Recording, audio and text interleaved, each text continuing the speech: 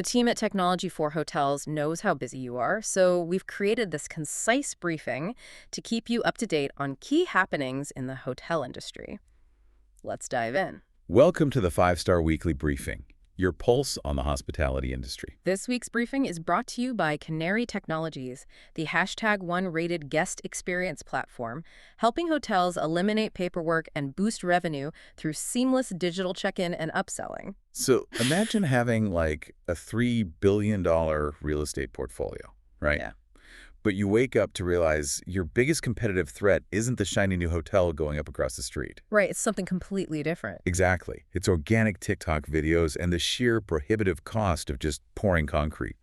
Today, we're really looking at how the entire foundation of our industry is being flipped upside down. It really is. I mean, we're talking about everything from how we build the physical assets to, who actually manages the bottom line. Yeah, and ultimately, how we convince a completely new demographic of traveler to walk through the front doors in the first place. Spot on.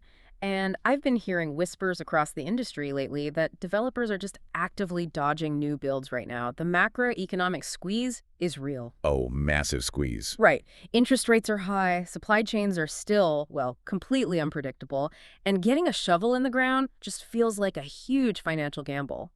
Are we actually seeing that hesitation play out in the data? We are, yeah, but it's not resulting in a slowdown, which is the fascinating part. It's resulting in this massive pivot in strategy. Oh, really? How so? Well, if you look at the lodging econometrics data for the Asia-Pacific region, excluding China, that is, we are sitting on a historic first-quarter record for the hotel construction pipeline. Wait, a record? In this economy? Yeah. They're tracking 2,337 projects. That equates to over 442,000 rooms.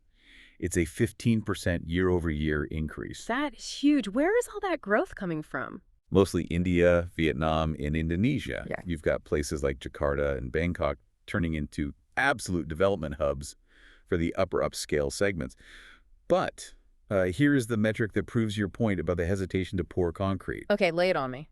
There has been an 82% jump in conversion projects. An 82% jump. Wow. So it's basically the upcycling of commercial real estate. Upcycling, yeah, I like that term. I mean, you aren't just slapping a new coat of paint on a building.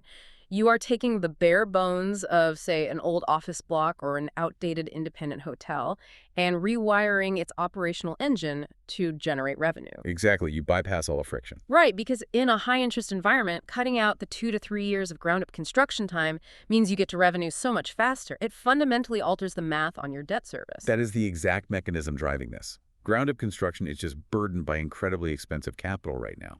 So when you take an existing structure and reposition it, you slash that lead time. And the major global players are using this as their primary growth lever. Makes sense. Any specific examples standing out? Look at IHG's first quarter results. CEO Elie Maalouf just steered the group across a massive milestone. They now have 7,000 open hotels globally, which is propped up by a 4.4% increase in global RevPR. 7,000. That's a serious footprint. It is. But the underlying engine of that growth, it's conversions. They accounted for 35% of all openings, and get this, over half of all new signings this quarter. Over half. So they are just absorbing existing inventory instead of waiting for new buildings to be finished. Exactly. And Hilton's running a really similar playbook for their Asia-Pacific expansion under Alan Watts. They're bringing 8 distinct luxury and lifestyle brands into new markets, with more than 15 openings slated for 2026 alone. Oh, wow. What sort of brands are we talking about? Well, they're debuting the Nomad brand in Singapore, dropping Signia by Hilton in Taiwan, and Canopy in Bangkok. Okay, so a lot of distinct identities. Yeah, and they're pushing Curio Collection into India and bringing Waldorf Astoria to Malaysia. It feels like a massive land grab, but they are targeting these very distinct lifestyle identities rather than just, planting massive, generic big box hotels. That shift in what they are building leads directly into a shift in who is actually running the building. Absolutely. Because if we are upcycling real estate at this blistering pace, the operational reality on the ground has to change.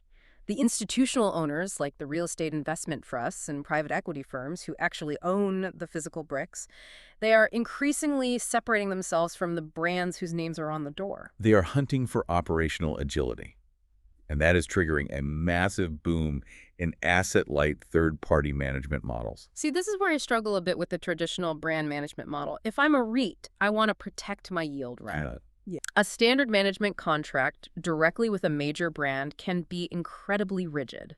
They might force me to buy a specific, highly expensive type of lobby furniture just to meet their global brand standard, even if it hurts my bottom line agility. Right, they have those very strict brand pillars. Exactly.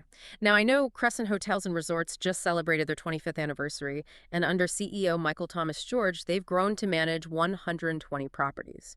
What fascinates me is that Crescent is one of the rare independent managers approved to handle luxury portfolios for Marriott, Hilton, IHG, and Hyatt simultaneously. Which is no small feat. It really isn't.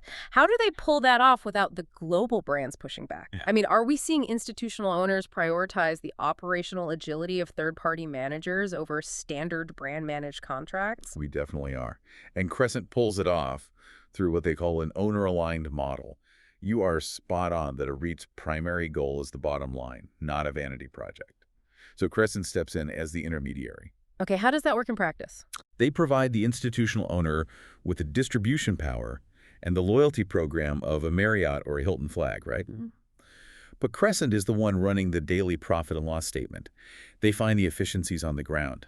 Ah, so they keep the margins tight. Exactly. And they really proved their mettle to institutional money during the pandemic by retaining their entire corporate team.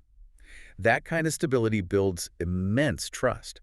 So the brands accept it because they still get their franchise fees and footprint expansion, while the owners get a nimble operator who actually cares about the daily margin. That makes a lot of sense. And we are seeing that exact asset-light approach play out locally here in Australia, too. Oh, definitely. Take EVT's Connect Hospitality, driven by Matt Duff. They recently secured an asset-light management agreement for Sage James Street down in Brisbane. Oh, nice property. It is. They're stepping in to run this 93-room contemporary hotel that's integrated with the heritage-listed Queen's Arms Hotel. EVT gets to expand its dominance as a third-party operator, deploying their revenue strategies without actually tying up their own capital in the physical real estate. Yeah, and if you look at Bro Invest Group, led by founder Ronald Stephen Barrett, they're taking this concept of integrating with existing structures to the absolute extreme. Really? What are they doing? Well, along with MEC Global Partners Asia, they just acquired the Coogee Sands Hotel and Apartments in Sydney. But this isn't just a management swap. It is a full-scale adaptive reuse project. Oh, wow. So a complete overhaul. Completely. They're taking a massive portfolio asset and fundamentally rethinking its purpose, transforming it into a design-led, highly activated lifestyle brand.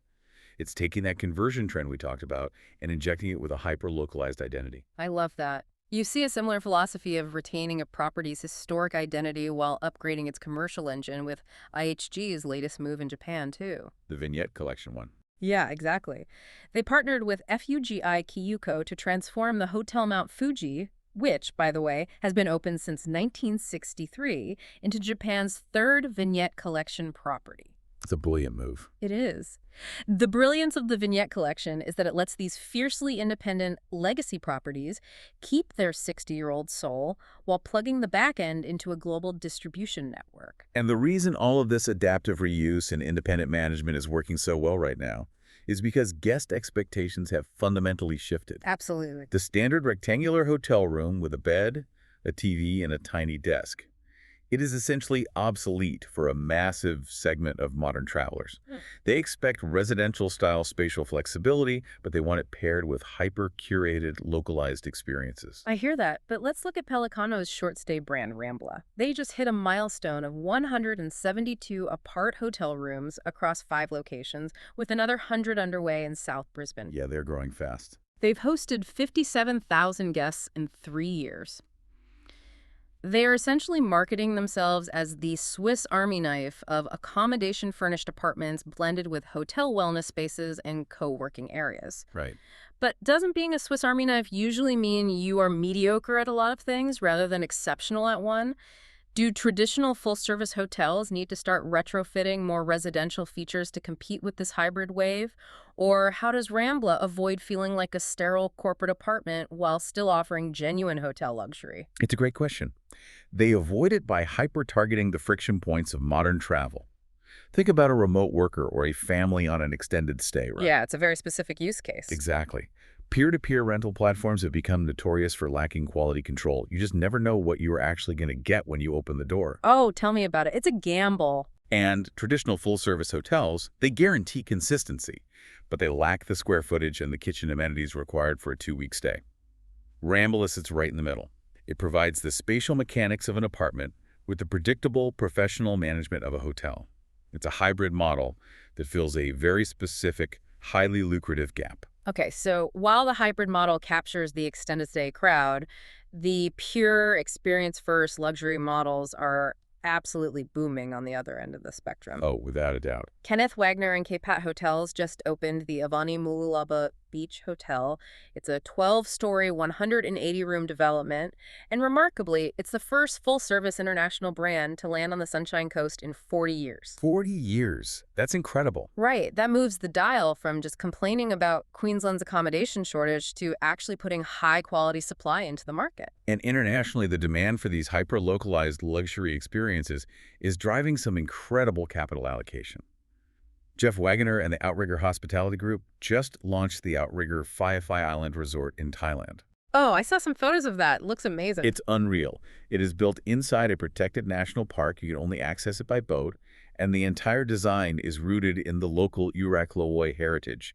The room isn't the product anymore, you know? Right, it's the experience. Exactly. The exclusive access and the cultural heritage are the product. Fraser's Hospitality is running a similar play. Their regional CEOs, Yu Chen Fen and Chu Hang Song, are pushing to open 18 properties by 2028. 18, that's aggressive. Very.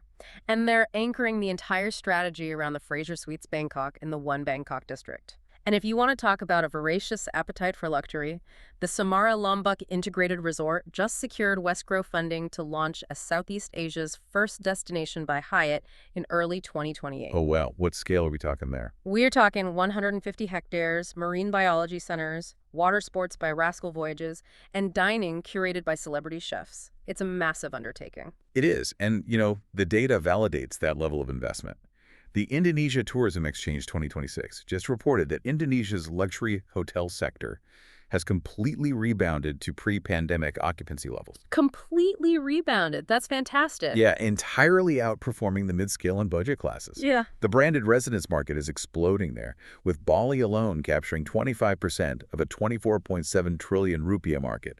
The money's just flowing aggressively toward premium, highly curated spaces. Which brings up a massive operational paradox for the industry, I reckon. How so? Well, on one hand, operators are tasked with crafting these deeply authentic, emotionally resonant, hyperlocal experiences for the guest, right? But on the other hand, the sheer volume of operations is forcing a relentless drive toward AI automation. How do you operationalize bespoke luxury without bleeding cash and without losing the human touch? That is the defining tension of hospitality today, hands down. The INN Tech 2026 Summit in Adelaide made it very clear that AI is no longer a buzzword. It is a baseline operational reality. Yeah, it's everywhere now. Agilicis just rolled out over 30 new AI modules embedded directly into core property management systems. The data shows AI is now handling up to 80% of routine guest communications. 80%. Yeah. And crucially, it is changing how operators measure success. The focus is shifting away from just RevPAR, revenue per available room, and moving toward TrevPAR, which is total revenue per available room. Capturing the whole guest spend. Exactly. AI is analyzing guest data in real time to drive hyper-personalized ancillary bookings, like securing a specific spa treatment or a dining reservation before the guest even asks for it. Choice Hotels International is leaning into this aggressively, too. Patrick Pacious and Anna Skasafava have partnered with AWS and Salesforce to launch a massive suite of AI tools: Business Direct, EasyBid, Charlie, and Raise. That's a hefty tech stack. It is. They are moving toward what they call agentic commerce, where AI agents handle the end-to-end booking journey. But I have to challenge this dynamic. Go for it. If groups like Choice are using AI to automate 80% of the guest interaction, doesn't that risk amplifying the exact brand sameness and sterility that younger travelers are actively trying to escape by using organic social media? It is a massive risk if it's poorly executed, which is exactly why operators are bifurcating their strategy. Meaning what exactly? They are using AI to make the back-end transactions, the booking, the payment, the room upgrades, completely frictionless. But for the discovery phase, they are leaning heavily into organic human storytelling. Right, separating the inspiration from the transaction. Spot on. Over 60% of travelers now use organic social media as their primary source of inspiration. Gen Z and millennials are bypassing traditional Google searches entirely. Straight to the apps? Straight to the apps. They go to TikTok or Instagram to search for a property because they want to see the authentic vibe of the lobby, the actual view from the balcony, the localized flavor. They want proof that the property isn't just a cookie-cutter corporate box. That makes sense. So the winning formula is an AI-driven booking engine paired with a highly organic, user-generated digital storefront. You know, this aggressive push for operational efficiency through AI makes perfect sense when you look at the macroeconomic hurdles operators are facing right here at home. Because today, the Australian federal budget 2026 has landed. Yeah. And frankly, the government has handed the hospitality sector a very complex set of challenges. The friction points are significant.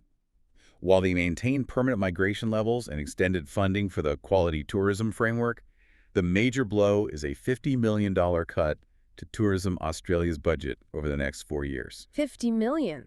That is a massive chunk of funding. It is, and that's coupled with a $10 increase to the passenger movement charge. You have industry advocates like James Goodwin from Accommodation Australia and Peter Shelley from APEC sounding the alarm over reducing our national marketing spend on the global stage. It's a tough pill to swallow. But conversely, you do have leaders like Sydney Airport CEO Scott Charlton and APEC's Aaron McLeod welcoming the targeted budget support for sustainable aviation fuel, or SF, and small business sustainability accreditation. Right. Looking at that tension in the federal budget, cutting tourism, Australia's marketing spend by $50 million right as the Asia-Pacific region is experiencing a historic boom in room supply feels, well, completely counterintuitive. It really does. We are building the rooms, we're upcycling the assets and expanding the footprint, but are we investing enough at a national level to actually fill those beds? It seems like the government is leaving the heavy lifting entirely to the individual operators. Well, the commercial reality is that operators are entirely on their own to drive demand and manage their P&L efficiencies.